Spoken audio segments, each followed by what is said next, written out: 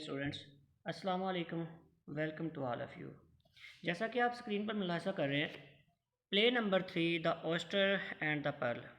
Oyster and the pearl लिखे बेटा William सरियन ने। यहाँ पर ऑयस्टर और पर्ल के मतलब आपको कुछ चीज़ों से आगाह करते चले जाएं। ऑयस्टर बेटा सदफ़ या सिप्पी को कहते हैं एंड द पर्ल कहते हैं मोती को।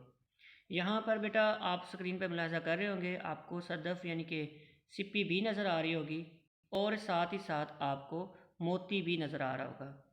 ओस्टर एक छुपी हुई चीज़ का रिप्रेजेंटेशन का नाम है और पर्ल मीन मोती, यानी कि एफ़र्ट करने से हमें मोती मिल सकता है। यहाँ पर होप को रिप्रेजेंट करने की कोशिश की जा रही है। विलियम सरेन डेफिनेटली एक बहुत बड़ा आर्टिस्ट है जिसने बहुत सारे प्ले लिखे हैं और उन प्ले में से one of the best play जो है the oyster and the pearl आप स्क्रीन पर मुलाहिज़ा कर रहे हैं। बेटा हमारा थर्ड प्ले है और ये मोस्ट इम्पोर्टेंट प्ले है, तो इसके मतलब जानेंगे और इसके मतलब जो है बाकायदा तौर पर जो है वो देखते हैं। नेक्स्ट स्क्रीन पर बेटा आप देख रहे हैं The oyster and the Pearl by William Saroyan. Introduction of author. बेटा सबसे पहले आप स्क्रीन पर मुलाहिज़ा करें, बॉर्न ऑन 31 अगस्त 1908 कैलिफोर्निया में। ये कैलिफोर्निया में पैदा हुआ 1908 में, 20वीं सदी में ये पैदा हुआ और ये 20वीं सदी का ही जहन लेकर पैदा हुआ। डेफिनेटली इसकी राइटिंग के अंदर जितने भी आपको चीज़ें मिलेंगी वो जदीद और मॉडर्न थ्योरी को पेश करेंगी। डाइड इन 1981, ये 1981 में इसकी वफ़ात हो गई और 1981 तक इसने बहुत सारा लिटरेचर के अंदर अपना हिस्सा डाल चुका था। और नावलिस्ट एंड प्ले राइटर, इसने 400 से ज़्यादा बेटा शार्ट स्टोरीज़ लिखी हैं और उन शार्ट स्टोरीज़ के अंदर इसने मॉडर्न आइडियाज़ को शामिल करने की कोशिश की है। Most famous the human comedy. Human comedy इसका सबसे फेमस तरीन राइटिंग के अंदर शामिल है। Most of his plays are creation of his personal observation. ये अपनी पर्सनल ऑब्जर्वेशन के ऊपर बेटा काम करता है, ये अपनी पर्सनल ऑब्जर्वेशन को ही फॉलो करता है और उसी को ही बेस और उसी को ही फोकस करके ये उन चीज़ों को अपनी राइटिंग के अंदर लिखने की और उन लोगों तक पहुंचाने की कोशिश करता है। उसे पुलिट्ज़र अवार्ड के लिए नामजद किया गया था, आप स्क्रीन पर देख रहे हैं। He won the Pulitzer award but he denied it, he denied to accept it. उसने इसको कबूल करने से इनकार कर दिया है। उसने कहा कि मैं अमीर लोगों से इस तरह के लिटरेरी अवार्ड लेना पसंद नहीं करता। ही refuse award because he thought literature does not need the support of rich people, कि अमीर लोगों के बगैर भी लिटरेचर को जो है वो आगे लेकर जाया जा सकता है। ये छोटा सा तारुफ था विलियम सरेन का। नेक्स्ट स्क्रीन बेटा मुलाजा करते हैं, The oyster and the Pearl by William Saroyan we will learn. हम सीखेंगे इसके करेक्टर्स हैं बेटा, इसके 9 करेक्टर्स हैं, 9 characters are include in the oyster and the pearl. इसकी समरी को हम लोग डिस्कस करेंगे, इंपॉर्टेंट शार्ट क्वेश्चंस को डिस्कस करेंगे और उसके साथ साथ इसके सिनोनिम और कंप्रीहेंसिव, ठीक है, कंप्रीहेंसिव एमसीक्यूज़ को जो है वो यहाँ पर बाकायदा तौर पर डिस्कस किया जाएगा। सबसे पहले इसके जो 9 करेक्टर्स हैं उनके मतलब देखते हैं। नेक्स्ट स्क्रीन बेटा मुलाजा कीजिएगा। यहाँ पर आप लोगों को अबाउट द प्ले के मतलब बताया जाएगा और प्ले में क्या क्या चीज़ें हैं। सबसे पहले तो आपको बेटा पता होना चाहिए oyster.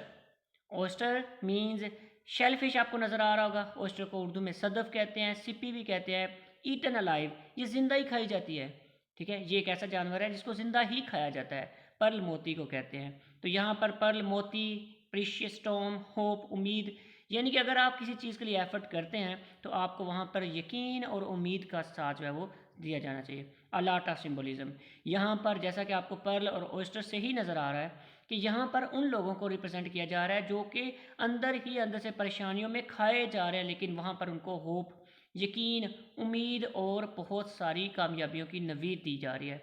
A lot of symbolism mean बेटा कि यहाँ पर हमें सिंबलिज्म से ये रिप्रेजेंट किया जा रहा है कि कौन सी चीज़ किस तरफ हमें जाकर लीड कर रही है।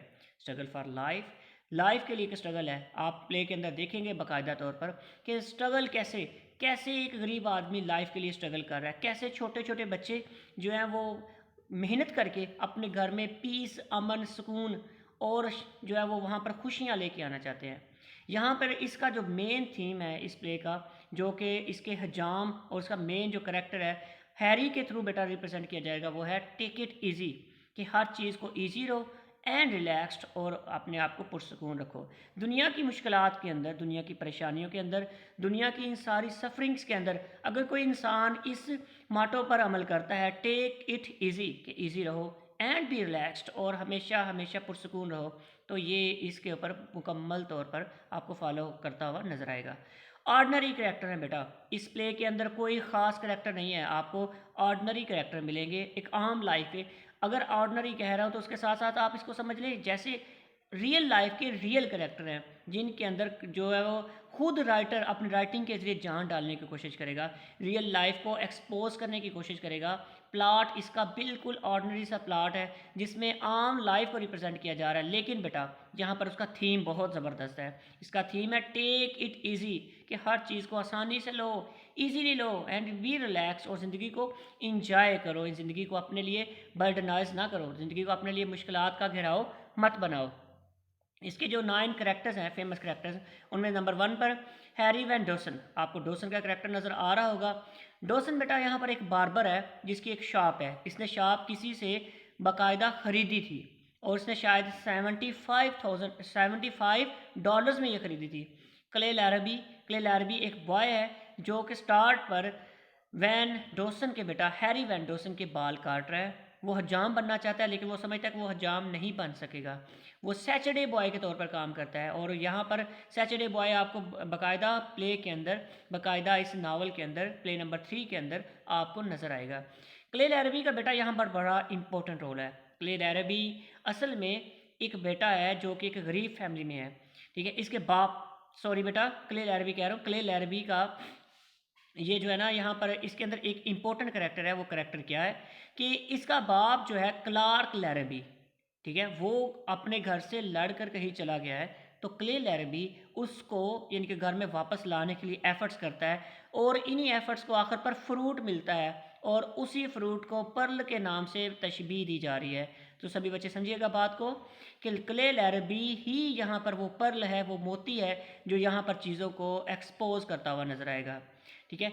विवियन मैकोचन, मिस मैकोचन के नाम से एक न्यू इंग्लिश टीचर है, न्यू टीचर है जो स्कूल के अंदर पढ़ाने के लिए आई है। ये काफ़ी एडवांस इलाके से आई है, और इसका रहना सहना, इसका खदोखाल से, इसके बॉडी पार्ट से, इसकी चाल ढाल से नज़र आता है कि ये जदीद दौर की एक बेहतरीन मिसाल है।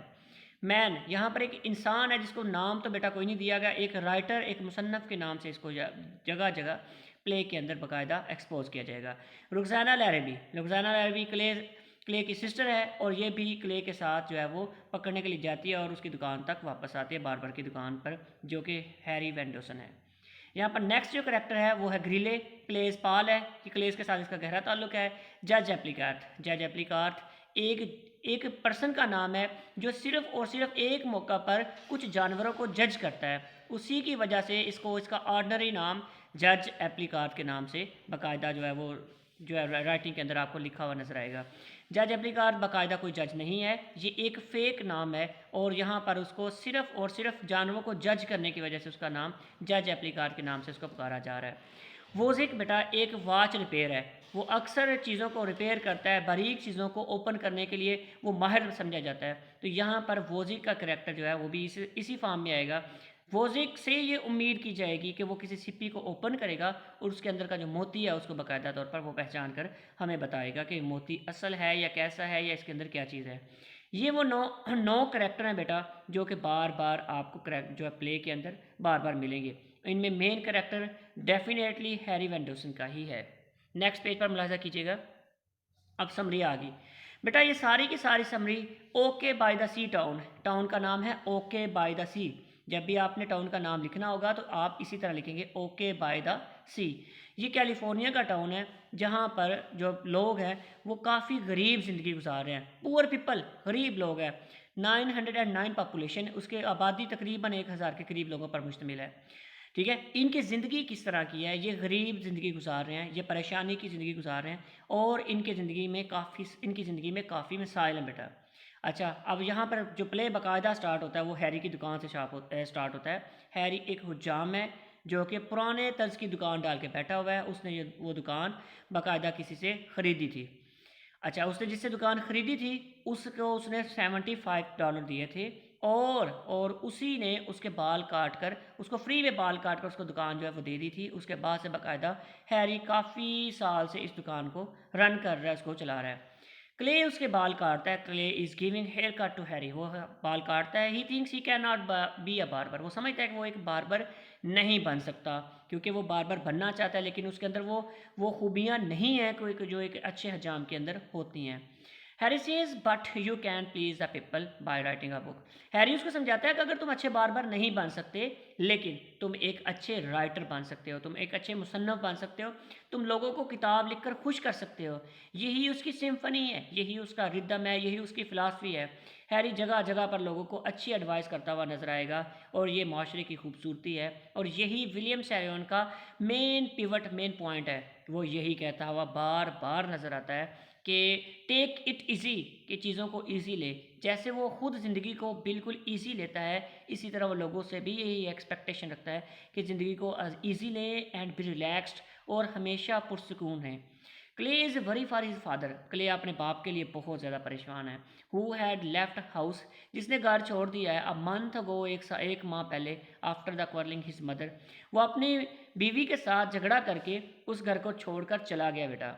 ठीक है, अब उसका बेटा जो है वो ये चाहता है कि उसका बाप वापस आए। ठीक है, यहाँ पर बेटा मैं आपको मेनली बताता चलूँ, आपने क्ले का करैक्टर पढ़ा होगा। क्ले दोनों जगहों पर है। यहाँ पर एक चीज़ थोड़ा सा मेंशन करता चलूँ, आप पिछली बैक स्क्रीन पर देखिएगा, आप स्क्रीन पर नज़र आ रहा होगा, एक है क्ले लैरबी और जो दूसरा नाम है वो है क्लार्क लैरबी। अब जब भी कभी क्ले का नाम आए तो क्ले लैरबी उसका बेटा है क्लार्क लैरबी का। यहाँ पर स्क्रीन पर जो आपको वंस अगेन जो क्ले का नज़र आ रहा है उसके बाप से मंसूब कीजिएगा।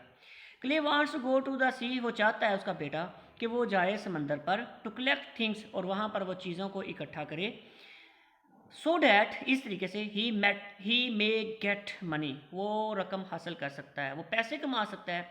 To buy a gift for his mother, वो अपनी माँ को खुश करने के लिए बेटा कुछ पैसे कमा सकता है, अपनी माँ को गिफ्ट देने के लिए पैसे कमा सकता है। एंड पब्लिश एंड एडवर्टाइजमेंट, और एडवर्टाइजमेंट दे सकता है, इश्तहार दे सकता है अखबार के अंदर, इन द गुल फॉर हिज फादर, अपने बाप के लिए। गुल बेटा उस न्यूज़पेपर का नाम है जो यहाँ पर आप प्ले के अंदर बाकायदा उसको रीड आउट करोगे। Harry's philosophy is take it easy, चीज़ों को आसान लो, चीज़ों को मुश्किल में ना लो।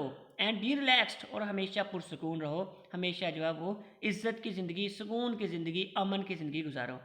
Clay goes out after giving a hair cut to Harry, वो यहाँ पर जो जब प्ले स्टार्ट होता है उसके बाल काटता है और चला जाता है। अब नेक्स्ट स्क्रीन मुलाजा कीजिएगा बेटा। समरी आगे नेक्स्ट चलता जाएगा। मिस मैक्यूचन, मिस मैक्यूचन एक टीचर है, वो एक यंग टीचर है जो कि अभी जो है वो एज ए सिलेक्शन के बाद, ठीक है, वो रिक्रूट होने के बाद यहाँ पर okay by the sea town के अंदर एज ए अपॉइंटेड टीचर है। वो वहाँ पर लोग बच्चों से क्या चाहती है, she wants to go back to Francisco, वो चाहती है मैं फ्रांसिस्को वापस चली जाऊँ, बट कुड नॉट डिसाइड, लेकिन वो ऐसा फैसला नहीं कर सकती। क्यों? क्योंकि उसे यहाँ पर लोगों की बदहाली, ठीक है, और कसम परसी की ज़िंदगी देखकर उन पर तरस आता है, उन पर तरस आता है, और उनके साथ वो उन लोगों को ठीक करने का एक बाकायदा प्लान करती है। वो उसे समझ आता है कि मैं इन लोगों के साथ रहूँगी तो मैं इन लोगों जैसी, इन लोगों को ठीक करूँगी, इन जैसी बनेंगी तो इनको ठीक करने की कोशिश करूँगी। Harry tells her to teach children cooking, Harry उसको बताता है कि आप बच्चों को बताएं कि पकाना कैसे है, एंड सिंगिंग, ठीक है, लेकिन गाते कैसे, but she should go back, वो चाहती है कि मैं वापस जाऊँ एंड जाए एज शी इज़ यंग, क्योंकि वो नौजवान है और वो फ्रांसिस्को की ज़िंदगी में अपने आप को पुरसकून फील करती है। शी टेल्स डैट, वो आगे से बेटा जो है मिस मैक्यूचन वो बताती है, ठीक है, क्या बताती है कि गो बैक, अच्छा जी, she wants to adjust herself, वो अपने आप को एडजस्ट करना चाहती है, वो अपने आप को पुरसकून करना चाहती है। Harry tells that he does not give hair cut to women, कि वो उसने कभी किसी औरत के बाल नहीं काटे हैं। हैरी उसको बताता है मैंने आज तक कभी किसी औरत के बाल नहीं काटे हैं, इसलिए मैं यहाँ पर आपके बाल नहीं काट सकता। And does not know how to give a poodle hair cut, और पुडल हेयर कट कैसे लेते हैं, कैसे औरतों के बाल काटते हैं, ये पुडल हेयर कट के बारे में हैरी नहीं जानता था। शी बिकम्स एंग्री, वो एंग्री हो जाती है, वो नाराज़ हो जाती है, एंड लीव, और उसको छोड़कर चली जाती है। नेक्स्ट स्क्रीन पे बेटा मुलाजा कीजिएगा। क्लार्क, क्लेज फादर का नाम है, यहाँ पर आपको तस्हीह किया हुआ, ठीक किया हुआ नज़र आ रहा होगा। And tells that she works in a Salinas, वो सेलिनास में काम करता है, किसी फैक्ट्री के अंदर शायद काम करता है। And reached here by truck, और ट्रक के लिए यहाँ पर पहुँचा, उसके पास पैसे नहीं थे बेटा, तो वो जब पैसों के बगैर घर आता है तो अपनी बीवी से झगड़ा करता है और फिर वो लड़कर चला जाता है। He gives him $30 to give to Clark. वो उसको 30 रुपये देता है। किसको 30 रुपये देता है? ठीक है, वो 30 रुपये हैरी को देता है to tell him to pass to his wife, कि वो अपनी वो क्लार्क जो है वो बताता है कि ये पैसे उसके वाइफ तक पहुंच जाने चाहिए, उसे बता दे कि मैं चला गया हूँ। Harry gives him newspaper. Harry उसको न्यूज़पेपर बदले में देता है, उसको अखबार देता है कि तुम अखबार पढ़ो। ये न्यूज़पेपर यहाँ पर बहुत ज़्यादा अहमियत की हामिल है। इसी न्यूज़पेपर से बेटा एडवर्टाइजमेंट को पढ़ने के बाद जो है वो क्लार्क लैरीबी वापस अपने घर वापस आता है। तो न्यूज़पेपर यानी कि जिसका नाम गुल है, गुल न्यूज़पेपर का यहाँ पर बहुत इंपॉर्टेंट रोल है। Right a 40 years man enters and ask for hair cut. वहाँ पर उसके जो है वो दुकान के अंदर, उसकी शॉप के अंदर एक 40 ईयर्स 40 साल का एक इंसान दाखिल होता है और उसे कहता है कि मेरे बाल काट दो।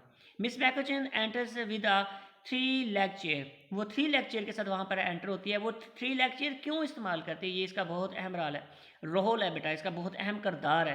Clay is also with her holding something in his hand. तो क्ले के हाथ में भी कुछ है जो कि वो उसको पकड़े हुए है, वो किसी को देना चाह रहा है। Grille is with them. Grille वहाँ पर उसके साथ है, ग्रीले उसका दोस्त है जो उसके साथ है। Clay finds an oyster. Clay को यानी कि लैरीबी के बेटे क्लार्क लैरीबी के बेटे क्ले को, जो कि उसके पास हैरी के पास काम भी करता है, ये सैटरडे बॉय के नाम से मशहूर है। उसके हाथ में एक ओस्टर है, एक सदफ है, एक सिप्पी है बेटा। Believes there is a some pearl. इसके अंदर एक मोती है जिसकी कीमत जो है वो $300 है। वो $300 का एक मोती है। बट मिस्टर मैकुचन, ठीक है, डज नॉट बिलीव। जो वहाँ पर न्यूली अपॉइंट टीचर है वो यकीन नहीं करती कि इसके अंदर कोई मोती है। वो यही कहती है कि ये मोती नहीं हो सकता, किस्मत ऐसे में आसानी से नहीं बदल सकती। मिस मैकुचन की यही फ़िलासफ़ी जो है, ठीक है, ये हैरी को गलत लगती है। हैरी इस फ़िलासफ़ी के अगेंस्ट है और वो कहता है कि अगर आप किसी की हेल्प करते हो जान कर के उसको ज़रूरत है तो उसकी हेल्प जो है वो करना ज़रूरी है। और चीज़ों को टेक इट ईजीली लो और बी रिलैक्स और हमेशा खुश रहो। मिस मैकुचन बताती that he will catch things like everyone. वो बताती है कि वो भी उसी तरह चीज़ों को लेगी जैसे सारे ले रहे हैं। हैरी टेल्स डैट जज एप्लिका does not collect an animal जज। ठीक है, कि वो उसको बताता है हैरी कि जज एप्पलगार्थ का कोई ताल्लुक नहीं है जज के साथ। उसको एनिमल को जज करने के तौर पर जज का नाम दिया गया है और ये जज का नाम उसका एक तसर्रुफ नाम है, यानी कि उसको अक्सर यूज़ किया जाने वाला नाम है। इसका असल जज के साथ कोई ताल्लुक नहीं है, उसने बाकायदा जज की कोई तालीम नहीं हासिल की। नेक्स्ट स्क्रीन पर बेटा मुलाजा कीजिएगा डियर स्टूडेंट्स, ये नेक्स्ट स्क्रीन पर जो आपको करैक्टर नज़र आ रहे हैं ये भी उन्हीं 9 करैक्टर्स में से हैं। Harry sends Clay Roxanna and Grilley to bring वोजिक।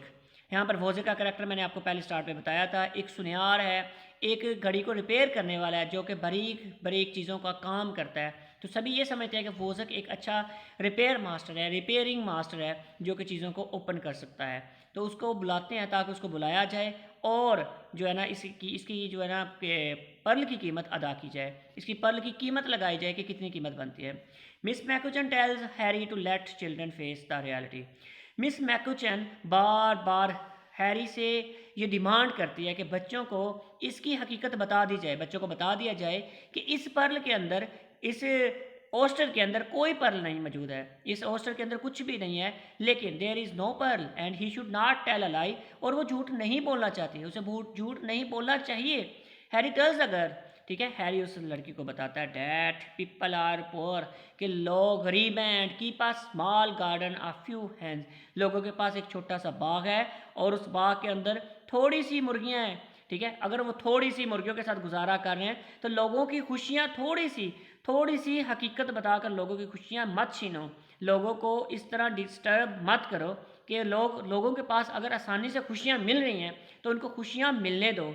Harry says yes, ठीक है, वो जानता है कि इसके अंदर कुछ भी नहीं है। The girl says do you want to play a trick. क्या तुम एक ट्रिक खेलोगे?